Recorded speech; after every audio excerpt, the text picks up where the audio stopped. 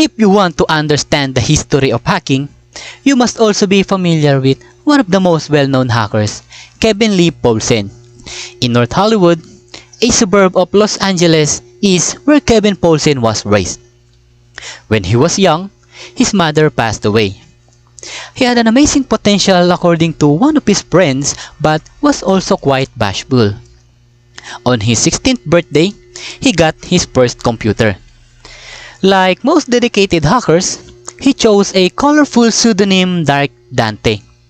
Eventually, Dark Dante discovered a telephone number for ARPANET, a computer network funded by the Pentagon. It links universities and think tank computers across the country by telephone lines. For him, it was a tantalizing challenge. Dark Dante discovered he was connected to University of California, Berkeley's military research. After connecting his modem to the ARPANET phone line, he tried UCB to gain access to confidential papers on the Berkeley computer. Paulsen's friend, Sean Randall, recalled that he liked the idea of having power. He wanted to have power over other people. But his actions were quickly discovered by the UCB. He made a mistake and just once used his true name instead of Dark Dante, which put him in a difficult situation. On the morning of September 22, 1983, the Los Angeles DA confiscated his computer and a fellow hacker was arrested.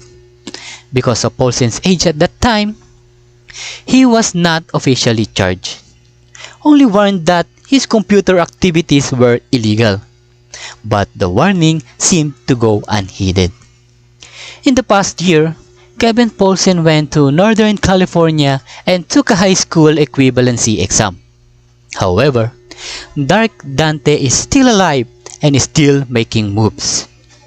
He continued to cruise the electronic highways, but this time, he hid his identity and place of residence. The owners of a storage facility in Northern California routinely stopped at a locker whose rent had not been paid on February 9, 1988. For which in such cases, the owner confiscates the material inside. However, the contents of this locker were something the man had never seen before, and it appeared to be stolen telephone company equipment. So the owner called the police.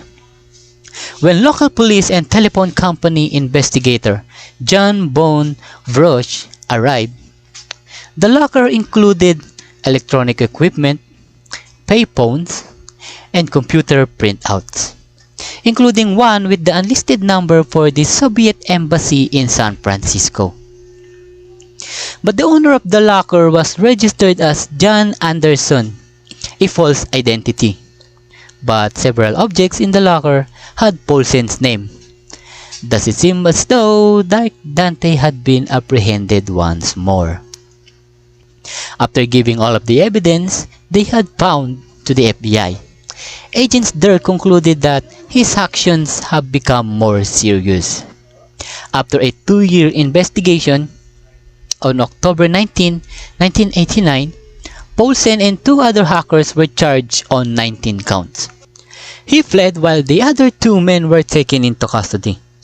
On March 1991, FBI received an information about Kevin Paulsen was living in Los Angeles. FBI agent arrived immediately where they found Paulsen and put her under arrest.